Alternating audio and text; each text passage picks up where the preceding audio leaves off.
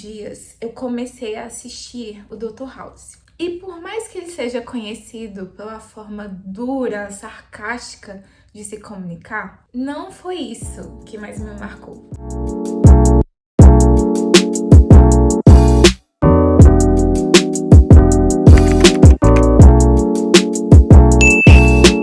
E meus amigos sabem que eu não gosto muito de assistir séries longas ou até filmes. É do meu gosto pessoal mesmo.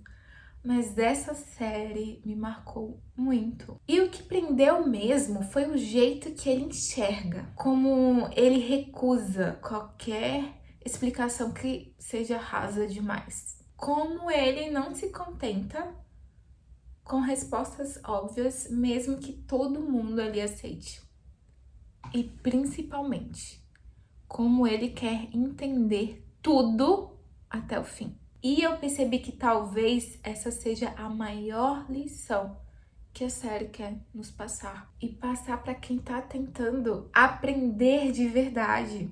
Como não aceite uma explicação que você ainda não entendeu e que não faz sentido para você. E não siga em frente quando aquilo ainda parecer nebuloso. E muita gente acha que não consegue estudar porque não tem a concentração que ela julga que deveria ter. E muitas vezes, gente, o problema nem é a concentração, é a forma que a gente se relaciona com os estudos, com o conteúdo. Por exemplo, quando você tenta simplesmente decorar, ou você pula de um assunto para o outro sem entender o que você está lendo. Então, quando você faz isso, é natural que o seu cérebro se distraia, se canse ou se frustre.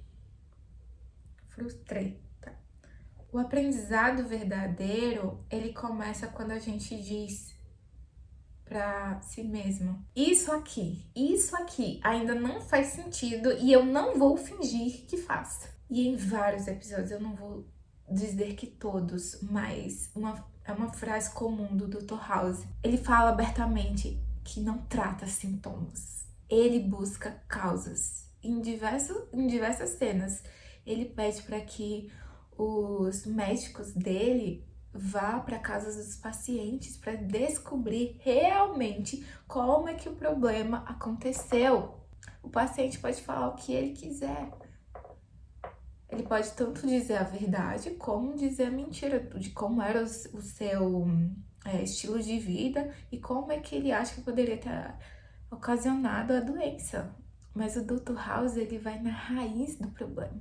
E é exatamente isso que muda o jogo nos estudos. Quando você começa a estudar com esse olhar, o olhar de quem investiga, aí sim você deixa de estudar passivamente. Você começa a fazer perguntas, a comparar ideias, a testar hipóteses na sua mente.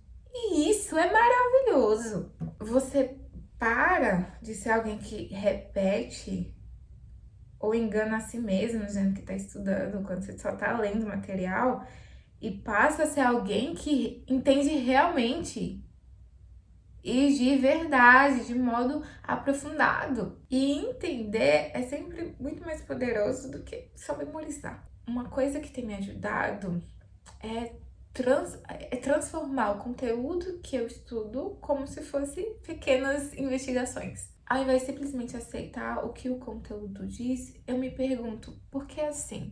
Qual a relação disso com aquilo? Se eu tivesse que explicar com as minhas próprias palavras, como seria?